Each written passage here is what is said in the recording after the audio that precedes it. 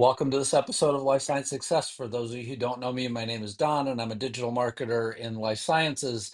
And so, with that, let me just bring in my guest really quickly. In this episode of Life Science Success, my guest is Kristien Van Vlasselaer. We even practiced this beforehand. So she's a biotechnology.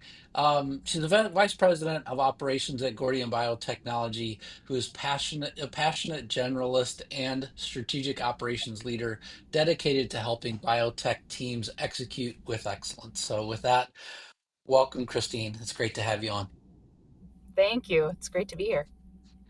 Yeah, so I mean, before we dive in too much, I mean, what was it that led your career to life sciences? What sort of brought you, from anything else that you possibly could have done to life sciences?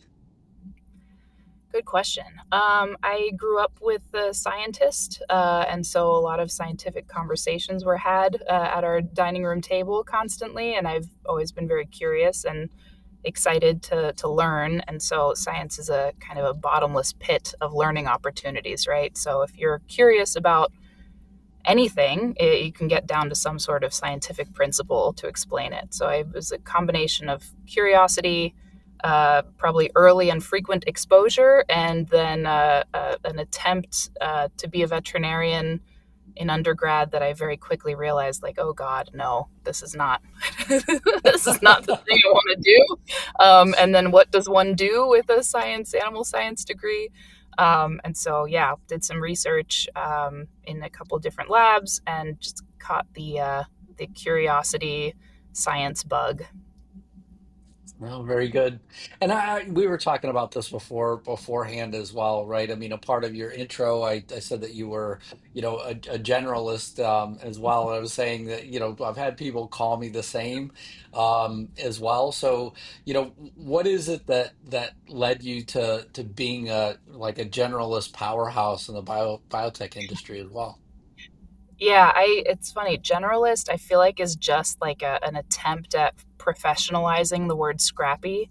The more I think about it, like if you put me in any situation, I will find some sort of scrappy way to deal with it. And I think you generalism gets conflated with like, well, master of none kind of thing, right? And I just don't find that to be the truth, and at least not for me.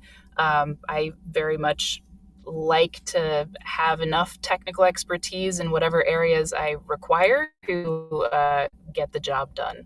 So yeah, I also probably assign some of it to late ADHD neurodivergent diagnosis, where did not know that my brain had maybe not always been playing by the rules, let's say. But I get bored quickly. I have to be interested in what I'm doing. And so, an attempt to shove me into too small a box or too small a space does not me or anyone that I could potentially be helping. So, generalism it is. Yeah, I remember the first time hearing that term for me, and I definitely took offense to it as well. But I mean, whenever you sort of see all the stuff that you can do and all the places that you can play, that's I guess, I kind of understand whenever there's so many people in our field in life sciences that have really one strict lane that they play in, and they don't really, diverge, right? So, Yep. yeah. Yeah. So how did your career evolve, as you sort of think about being a holistic change maker and, some of the key milestones that have shaped your journey? What was it that, sort of led you down the path that you are? Tell us a little bit more about your overall journey. Yeah. So I grew up in the Bay Area, around biotech, around startup biotech, and got, kind of tangential exposure to innovation and entrepreneurial mindset. Always liked it. I worked at a startup right out of college, really enjoyed that. I got to see this group of like 15, 20 folks undergo an acquisition. So that was really interesting. And then I got enough time at that pharma to understand that I was not necessarily meant for big boy company. Just doesn't necessarily jive. And then went and did a PhD. Enjoyed that. About halfway through, we lost funding, and so I crowdsource funded part of my PhD. But don't recommend the stress of that necessarily. But it was a great experience, learning experience, and otherwise. And that I really had to like go out and find people that were willing to pay me to continue to do my PhD, which fascinating, but it's a much more widespread issue than anyone wants to admit. Um, I really enjoyed doing that actually, like telling a story and talking to lots of people about what I did and why. Went on to do a postdoc in traumatic brain injury and really loved that, but also realized pretty quickly into my PhD and then somehow had to like beat the lesson into my head a little more with a postdoc. Like, you don't actually like bench work. Newsflash. And I was like, okay, how many years do you need to really get that message across? Apparently, it's about 7. But yeah, it was a good experience because um, I got stuck, right? I was like, okay, what do I do now? You have a PhD and a postdoc. You are, in theory, incredibly well trained to do one thing or a handful of things. What do you do with it if that's not the thing you want to be doing? So I got lucky. My PI for my PhD reached out and said, "Listen, I'm doing this life science consulting stuff. This is your jam." And I was like, "Does it pay more than a postdoc? Because yes, I will do that thing." And so I did. I got lucky enough to work for Booz Allen Hamilton, and they are, defense contractor by and large. That's their big ticket item.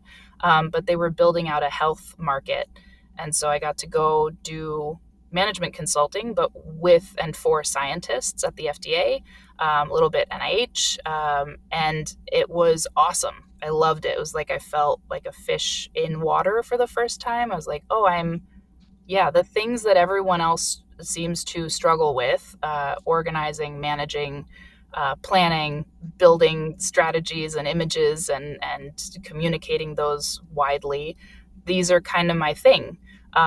Newsflash. So there you go. You can be 30 before you figure out what you're good at. And so, yeah, I did some consulting for FDA for a few years. And then COVID hit. I had an 8-month-old and no childcare. And my husband and I were both working full time, and work was actually taking off more than slowing down. So we came back to the Bay Area, and I worked for a few mid to smaller sized biotechs, and realized the mid size is also great. There's a ton to learn there, but I really like startup energy and culture. Again, the rapid boredom of my brain. So startup pace and vibe is very much aligned with how my brain works. And so I did some consulting for just as myself for startups for a while, and then joined a couple different companies. Now I'm at Gordian Biotech, Biotechnologies, and we tackle complex diseases of aging, and I'm our VP of operations. So it's a winding path, but I feel like every operator slash generalist I know has a winding path. Yes, absolutely.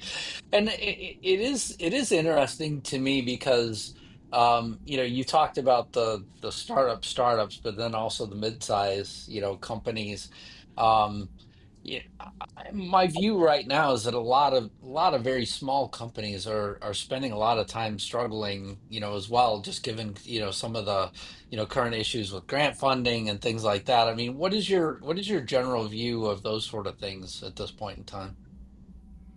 I mean, yeah, it's not a mystery. The market is what it is, right? And I think there's, the danger of it is getting sucked into the market's so bad that nothing's doable. I don't think that's true necessarily. I think biotech's going through a slump. I think that slump is probably exacerbated by the high highs of the early 2020s, and there's a lot of companies with a lot of good data that are running out of funds, and it's not always the small companies, right? So I actually think right now I'd rather be a brand new fresh startup trying to fundraise than I would be a company that maybe has been around for a couple of years and is trying to leverage the data they have already, because it's just a harder sell to get tens of millions of dollars together than it is to get a handful of millions. Yeah. I mean, I think it's an important point to cover as well, and I appreciate your perspective on that because it's I feel like there are a lot of companies in different positions, and as we know, as you divide things up, um, it's easy inside of life sciences to say, look, for all life sciences, companies, it's hard.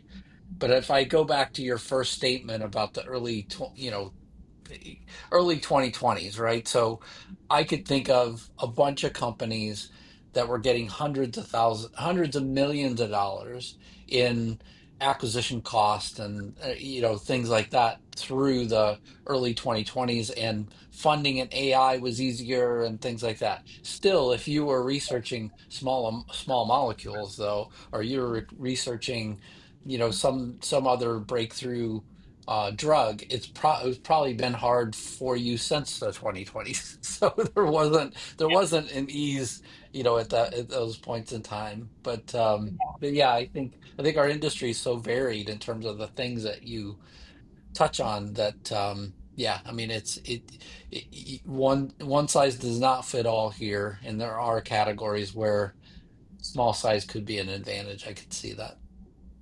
Yep. Yeah. So let's talk a little bit about, kind of the ways that you're having to manage, though. I would imagine in your current operations role, right, you're probably having to think a lot big picture, but then also step back and take a very tactical look at certain things. How do you balance that in your career? Yeah, I think that's what I like about startups too, is that you do have to think both tactically day to day and big picture. I am in a really cool position because I oversee a bunch of different things, right? Like HR, IT, environmental health and safety, facilities, R&D operations. The list goes on. And I love that I get to zoom in and out. It's part of what makes my brain happy. I have definitely more stress if I am stuck in one place or the other. I like that I can see big picture and then go do something tactically to make that big picture happen. And when I'm doing something tactically, especially when I am maybe not wild about that thing that I have to do anyway, if I can see the big picture purpose of it, I'm much more engaged and invested in it. I think that's one of the challenges that larger organizations have, is that scientists are trained for a very long time to be very critical and intentional thinkers. And then we put them in a large organization, ask them to get a project done, but they don't necessarily see where that project came from or where it's going or trying to go. And so, yeah, it's one of the selling points for startup to me, is that you do get to see more of an end to end story, and you get to engage with the different parts of it. Yeah, absolutely. So tell me a little bit more about your role and what it is that you do. But also, I'm very interested in understanding any sort of initiatives that you have going on or challenges as well that you're currently facing. Yeah, so I was brought in initially to just manage R&D operations, just to help, you know, grease the skids, if you will. Scientists are incredibly good at problem solving and doing their work, and then you start to scale, and it's like, well, do our systems actually hold up to that next scale? Are we ready for partnering? Are we ready for investment or the next round of development? And so my biggest part of my role is really making sure that the people and the systems in our company have the support that they need to function as well as possible. So it's a little bit like your phone has an iOS, right? Your iPhone, you have an operating system. And when that operating system is working great, you don't even notice. That's operations. If it's not working great, it's an immediate cluster of your day, right? Like if when your phone's not working for you, it kind of messes everything up. So that's my view on my role, as I manage basically what makes life as a scientist hopefully easier, better, faster, and less stressful.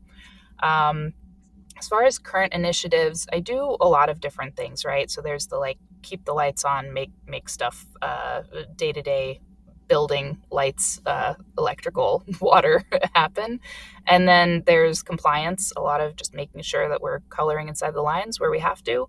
Um, and really just, again, those systems, making sure that they work for scientists and with scientists.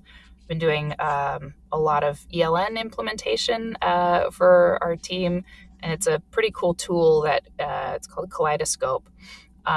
That is actually more of a project management tool, but it is CFR compliant, Part 11 compliant, and so it's awesome because it ties project management to execution and to the actual data, like centralized database. So I'm designing and implementing our version of that, and it's takes a lot of time and effort, but it's when my bench experience comes into play because I have to think about how does a scientist actually work at the bench, not just what would a software designer think a scientist would do at the bench. So yeah. Yeah, it's I mean I would imagine tools like electronic lab notebooks are very enabling for teams, but I also could see how it would help you with scalability as well. Um, Given your expertise in cross-functional team development and management, how do you facilitate collaboration amongst all these technical experts that you have as well? Yeah, I think the biggest thing in collaboration, especially with teams that you're going to work with for quite some time, is building trust. People have to trust that you are there to work with them, not against them. Trust and respect kind of go hand in hand. Mutual respect, ideally, is nice, but sometimes it's hard when you have a lot of experts. I saw this at FDA with review teams that you have people that are experts in whatever their area is, and they don't necessarily see the world through their compatriots eyes. And so when you're trying to get people to collaborate, a lot of it feels like interpretive dance sometimes, of like, I am going to explain to you why this person sees it this way, and I'm going to explain to you, and yeah, just facilitating that and making it not a grumpy experience, ideally. But yeah, the more you can build trust, the better. I find that if I bring my actual, full, authentic self to work, I am much more successful than if I am trying to be, the facilitator, let's say. And as a management consultant, there's a kind of an expectation that you come in like a suit and blazer or whatever. Biotech does not jive with that necessarily, right? So if you if you show up in a blazer to our office, I actually did it a couple weeks ago, and people were like, "Whoa, fancy!" Fully like sneakers, jeans, and a blazer, and I was like, "Okay, all right." Note to self: the blazer conveys information that I was not intending. So yeah, I think it's really just about winning people over to the fact that you're not there to be a blazer in the room. Yeah, it's an interesting perspective, and I could envision like different companies thinking, oh, this person must have an interview today. Yeah, exactly. I was like, no, I just it's I our air conditioning is cold. Yeah, yeah. Just Well, keeping it's warm. this or a hoodie. It's one of the two, the blazer or the hoodie. You're gonna get one or the other. Uh, Exactly. so, what are some of the most significant trends that you see shaping the biotech industry in 2025, like precision medicine or digital advancements? And then how is Gordian Biotechnology responding to those? Yeah, I mean, trends are funny, right? I would love to give you a straight up science answer. I think honestly, right now, AI and the intentional and appropriate use thereof, learning the rules of how AI plays for us, and learning how we protect our IP within an AI environment is a good one. I've seen in the past decade just the influx of like tech culture and mindset, and like go fast, break things. I'm sorry. Like there are patients on the other end of what we're doing. I am absolutely on board for go fast. I am not so on board for break things. I am absolutely on board for an early kill experiment. Do that. That's good science. But don't go fast and get into patients and hope you figured it out on the way because that's just a shitty model, frankly, for healthcare. And I think there's a lot of like technical obviously technical component to biotech and to what we do. It's a high tech environment, but I think there's this idea that like principles can be thrown out the window and core values are just something you put on your wall. And I am very hopeful actually that AI will shove us the opposite direction in the same way that like Walmart made small mom and pop shops, endangered them, and then eventually people started craving the like human connection of going to a store and buying a bespoke thing.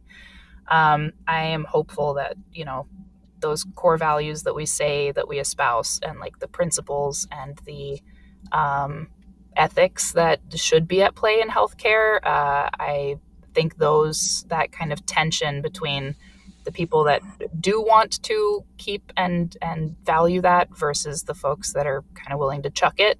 I think that tension is going to be a big part of the future, and hopefully it moves in an ethical, positive way.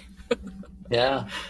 Yeah, I think, I mean, on the AI front, I mean, certainly we're seeing shifts even now, and I feel like um what's interesting to me is even in some of the AI content and things like that we create for people, there are a lot of people that react to different things and that have said, you know, hey, look, I don't like AI content, but at the same time, we certainly see a lot of trends where people are, you know, using it and absorbing it and, you know, responding to it and whatever.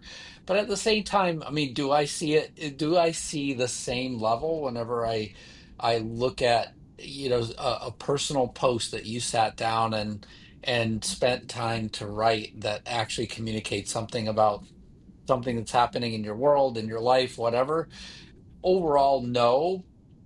You know, there is a difference that I'm seeing in those two levels of content coming out from people. But I also, you know, tell people all the time, like, look, the way that the algorithms of today, given all the content that's coming out from people, the way that they know who engages with your stuff is by sort of feeding them your stuff every day.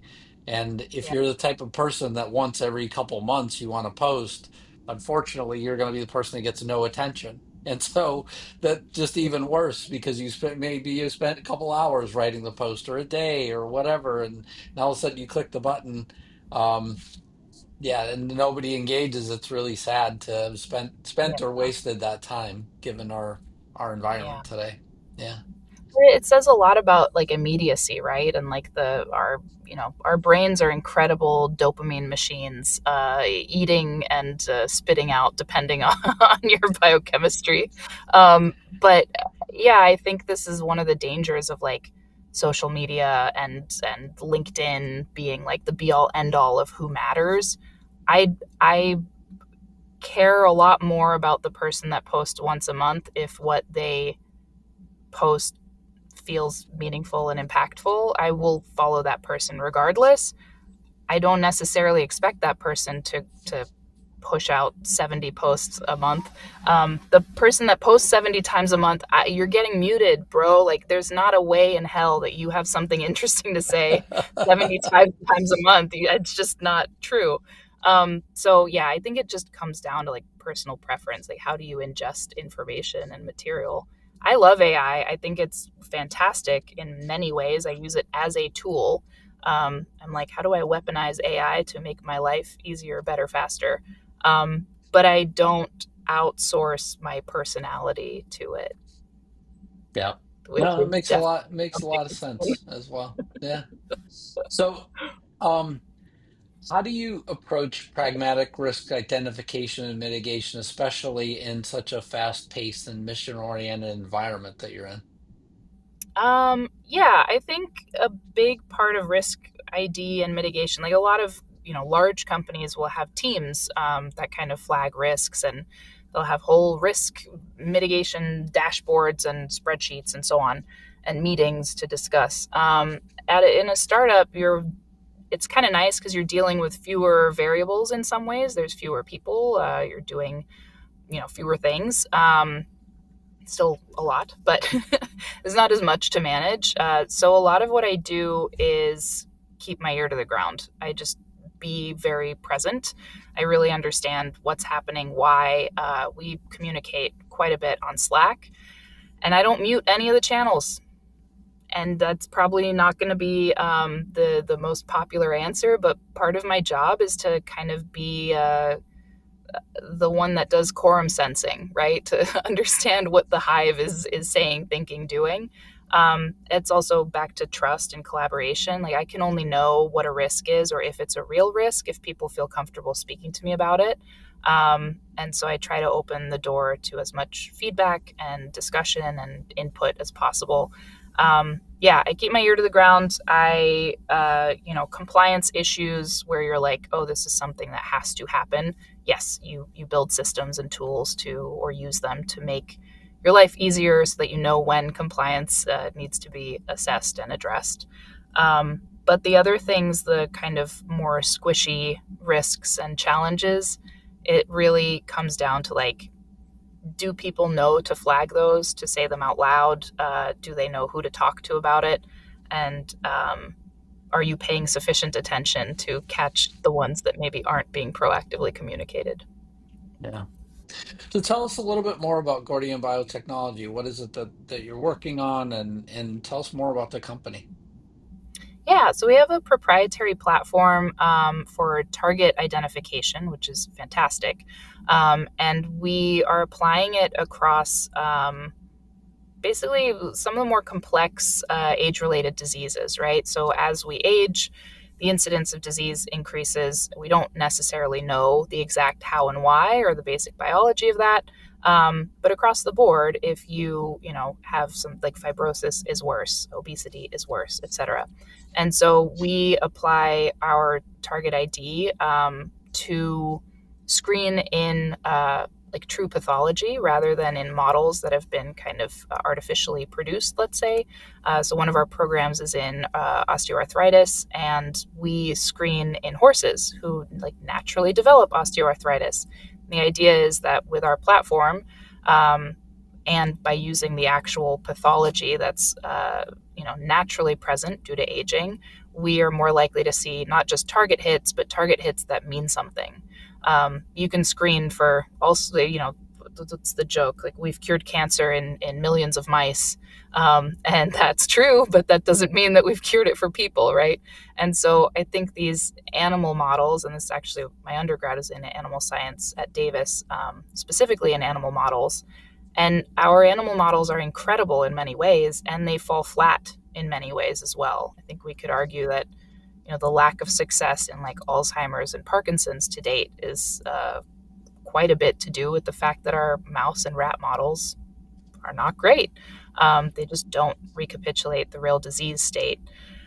And instead of getting more and more creative about how we induce animals to do the thing that we do naturally, there's a huge argument to screen in let's say, non-human primates that actually develop Alzheimer's or Parkinson's, for instance. And so that's, a big part of our work is doing that screening. And then we are progressing through, drug development and identifying drug candidates where we can across different programs. Very good. Yeah. So tell me a little bit about your sort of process for, more complex problem solving. Whenever I think about your background with management consulting and other things, you come with this tool set of, the capabilities to walk into an organization and help them sort of, pick apart a problem. How tell me about a complex problem that you've solved, and then how did you approach it? Yeah, I the one that comes to mind that kind of addresses your management consulting component is one of the first jobs after I left Booz Allen, and I was there doing program management and strategy. I worked for their R&D, kind of early R&D, and then I also worked on alliance management for this biosimilar partner that we had. So, not being able to mind my own business, generalist, welcome. I noticed that there was this string of emails going around about some like clinical shipment that had been delayed or didn't make it in time or something. And I talked to my boss and I was like, I have a little bit of bandwidth, but this looks like an issue. Like, how are we not getting stuff to the clinic quickly enough for this study? That feels nuts to me. And so she was like, yeah, you can dig it up. I don't know. And this is one of the kind of eye openers of a startup that scales quickly and gets to like 1,000 people is no longer really considered a startup, right? But you're not big pharma. You're biotech. Are you mid-sized biotech? Kind of. And a lot of those companies are in this weird place where some of their systems are literally still duct taped together, and you can't, not that you can't get around it, but you don't have to until the duct tape gives out, right? Right. And their duct tape was giving out effectively because there had been some turnover, and the middle person that used to get emailed was no longer getting emailed or whatever. And so I also found when I talked to folks that there were different levels of understanding of like stress and tension and challenges within the system. So I actually got everyone together. I did my research ahead of time. I talked to everyone individually, and then I brought them together and I mapped out both the system itself, so like a visual map of, in the beginning, we start here and we go to, production. Production happens for this amount of time and then it needs to be, labeled and bottled and whatever, right? And so I drew out that whole map. And then across each team, I said, okay, how high is your stress during production? And the regulatory folks were like, zero. I don't know, not much. Like, we're just maintaining documentation. And then when it came time to do labeling, regulatory spiked a little bit, right? Because they have to have these conversations. And so I visualized like the happiness map, stress map, let's say, of everyone, the different groups over time, and showed them like at a time when you are high stress, this other group does not understand that. And when you are high stress, this group doesn't understand that. So we have to understand each other's workflows to be able to effectively help and support each other. And you do actually have to support each other to make this work. And I think it was eye opening because each group had worked so much within their own lane and their own silo for so long that they just didn't understand that they were receiving something and handing something off, and what the impact was to the teams up and downstream. So that was one thing that we then not only mapped it, but like built a better system. And there were a lot of, I remember it looked almost like you remember cell signaling maps where you're just like, there's arrows in and out and everything is different colors because at some point you run out of highlighters and you're like, Jesus, I don't even know what's happening anymore. It looked like that. And I was like, I feel like we can cut out a lot of this garbage and just have a better system. So yeah, Yeah. that was a fun one. Honestly, I mean, and I think this is a brilliant example because I mean, one, so many times you hear teams talking past each other. They don't understand the perspective from the other side of the field, right? So they think that maybe somebody has it in for them, or I mean, there's some weird dynamic that's causing, team A to make it tougher on team B, right? Yeah. But in reality, um, people just might not understand the perspective from the other side of the field. Just very simply to put it Yeah. in more of a sports analogy, maybe. And I, what I heard in your example, because we do this thing with customer journey mapping where you sort of mark like where is the customer happy, where are they not happy, et cetera. But in your example, what I'm hearing is a great way to communicate back to the team that, hey, here's kind of what this handoff looks like, and when people are maybe have more anxiety because of whatever's coming or whatever got handed off. And yeah, I think it's a good way to leverage that capability to more of an internal scale. So yeah, thank you for sharing that. Yeah, of course. So let's talk a little bit more about you. What's the greatest piece of leadership advice that you've ever received? Ooh, yeah, I wrote down a couple because I was like, I don't want to forget this. Leadership advice is funny because I have gotten leadership advice from people that I would not call great leaders.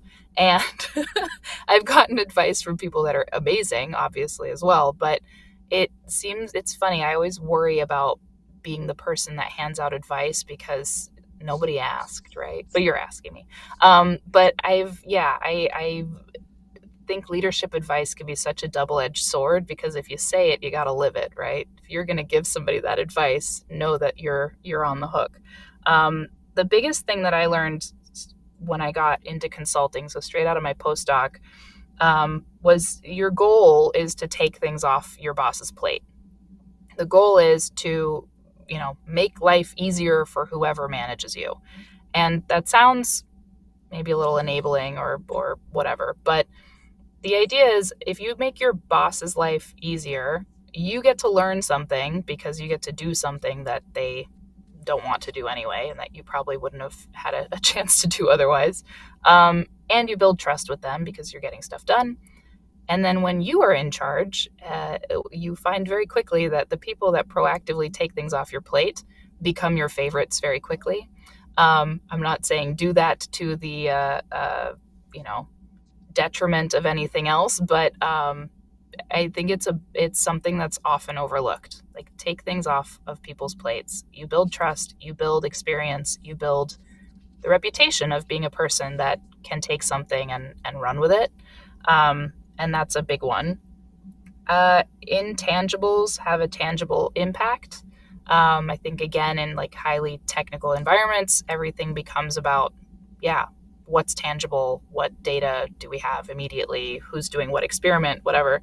And the intangible part of like how are people feeling about what's happening and how are they informed? Do they feel good? Are their career aspirations being addressed or thought about?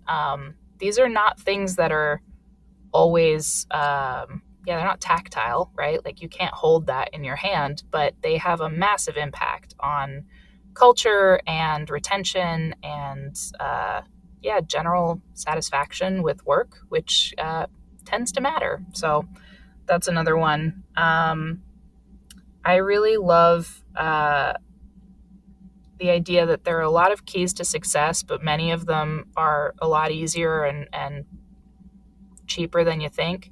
Being on time, be on time, show up prepared, bring a notebook and a pen to like write it down.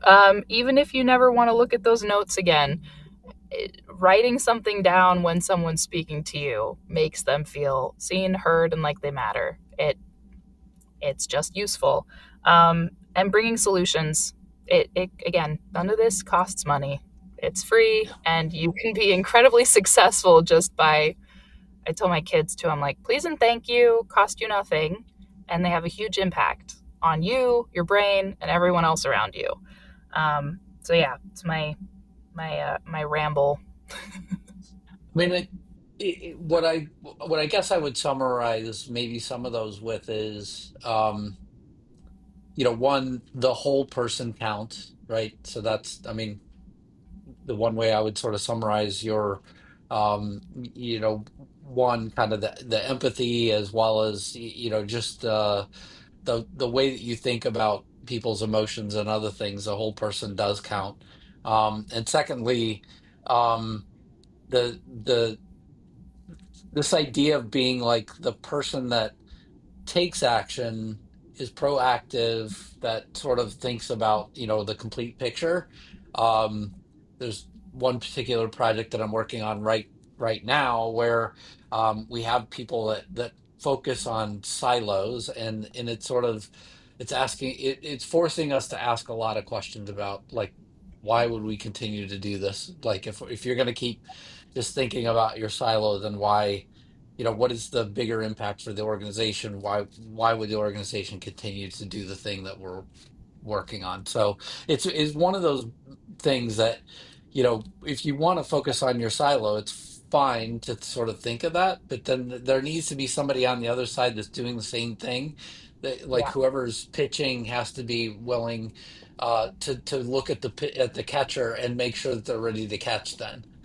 Because if the two Yeah. aren't in sync, it's not going to work organizationally either. You're gonna have a problem. And from an ops Yeah. perspective, it's one of those things where you just sort of scratch your head and go, I don't understand this. Why do I only care about one side? So Yeah. yes, so important. Well, and highly technical people as well. Like I've met some of the most incredible minds that can think in just the most abstract, fascinating ways.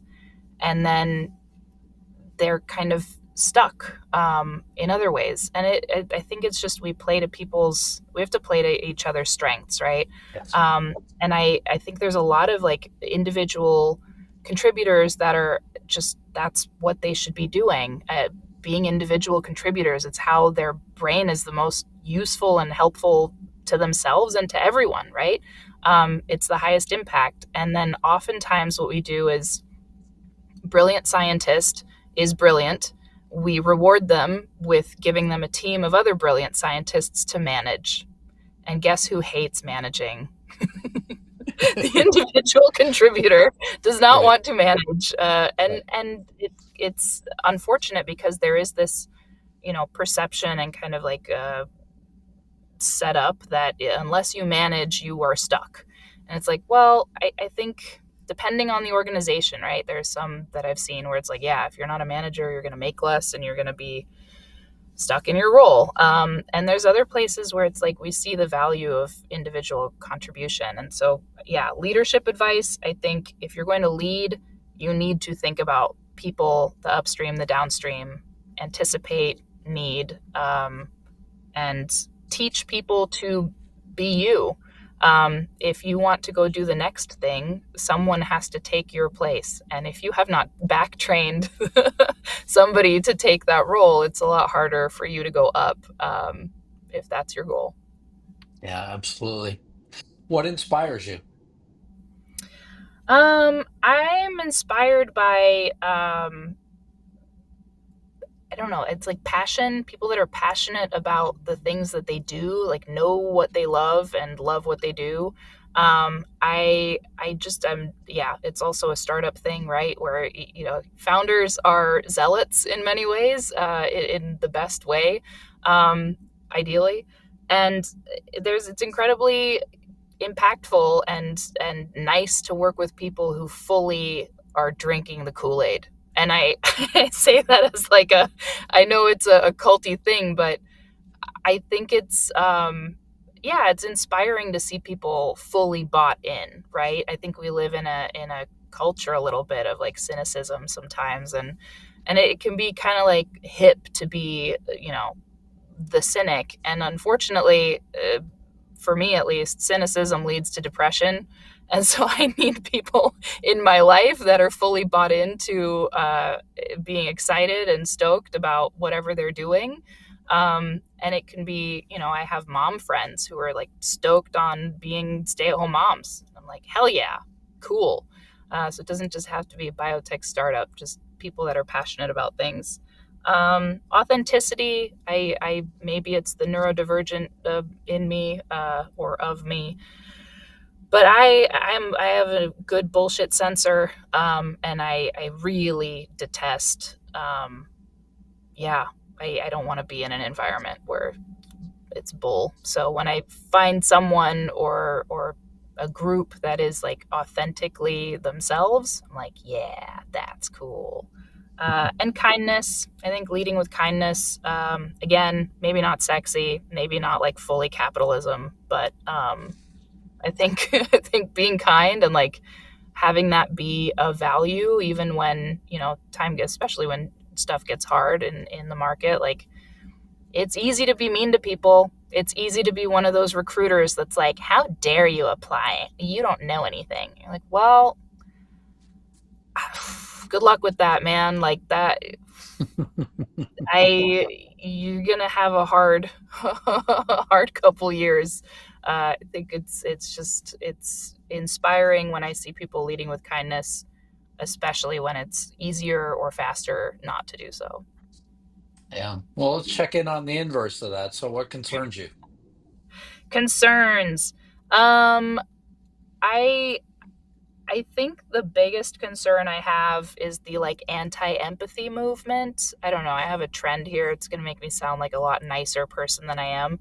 My default is not necessarily to be the kindest, nicest, most empathetic person, but I find that like those are probably some of my worst instincts, and when I see and embrace empathy and kindness, I my life is better and the people around me's life and my work is better. When I see this like empathy is garbage, empathy is toxic thing, I'm like, whoa, humans are communal. Like if we're gonna be scientists, first of all, if you don't believe in evolution, what are we doing? But if you do believe in evolution, you know that humans evolved to be communal. It's what kept us safe. It's what kept us and keeps us safe. And yes, we are tribal, but we are meant to be together. People by themselves, you look at mental health epidemic, all this fun stuff. The more we're alone and insular and in echo chambers, the worse off we are. And it just, what's the point of that?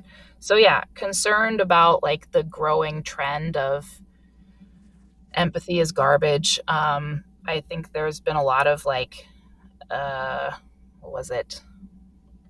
I can't remember the phrasing that was used, but this idea of, yeah, like the anti DEI of it Hmm. all is concerning to me. I'm not asking for a handout over here. I don't think many women in this space are.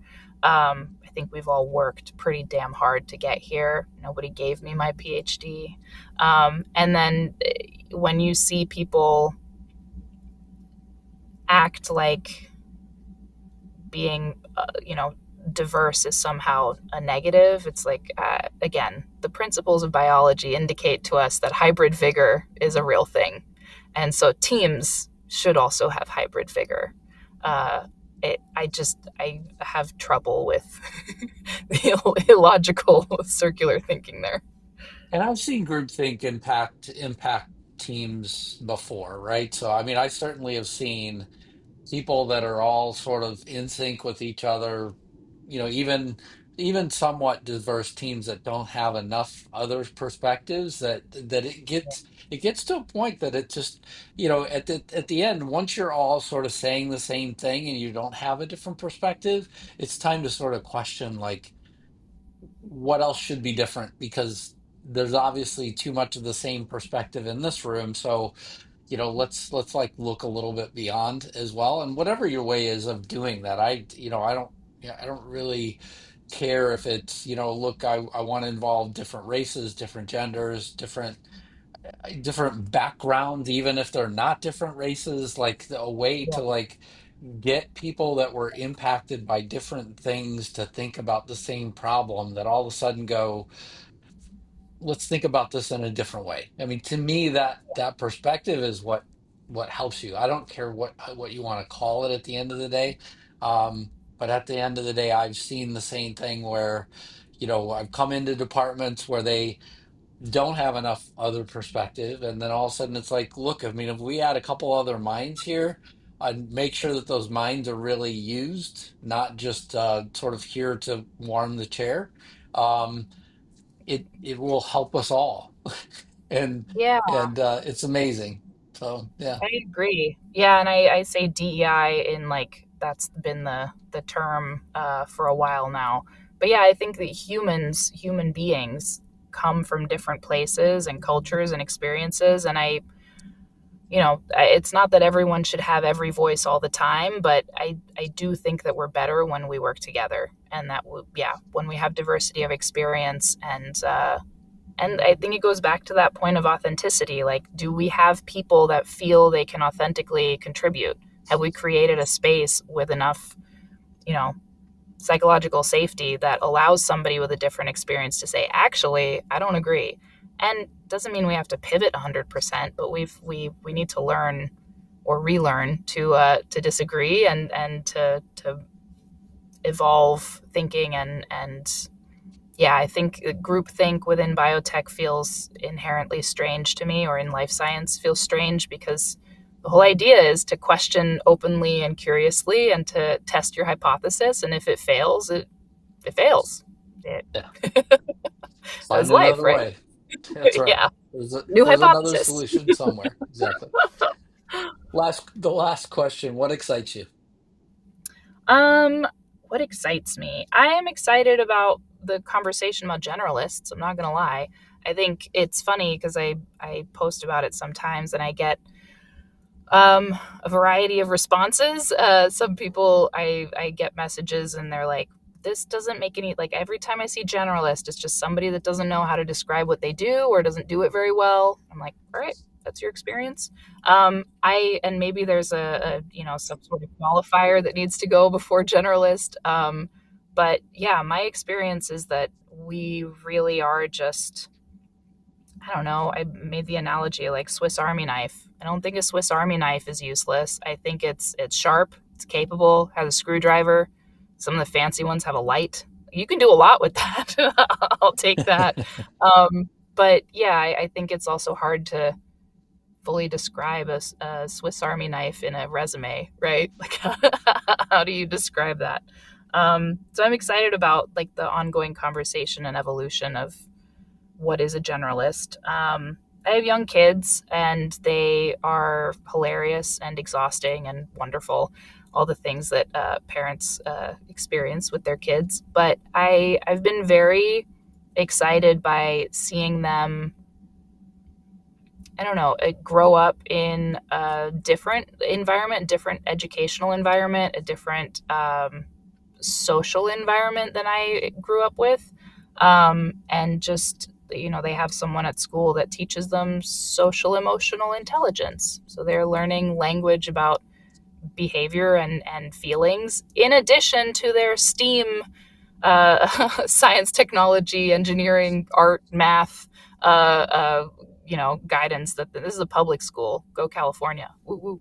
But yeah, I think it's inspiring and exciting to me that we are acknowledging and tying like art and tech and people skills together in a way that we should, I believe. And I get to see my kids grow up in that place. So I'm excited to see what kind of humans they are. And I hope that they will stop stress testing my drywall any day now, but we'll see what happens. Well, thank you for sharing those. And Kristien Van Vlasselaer, thank you so much for being on the Life Science Success podcast. It's great to, meet a Swiss Army knife like yourself. I'll just call you that now. And, it's great to hear about Gordian Biotechnology and everything that you're working on there. I really appreciate your time and thanks again for coming and sharing your story. Yeah, of course. Thanks for having me, Don. Appreciate it. Thanks a lot.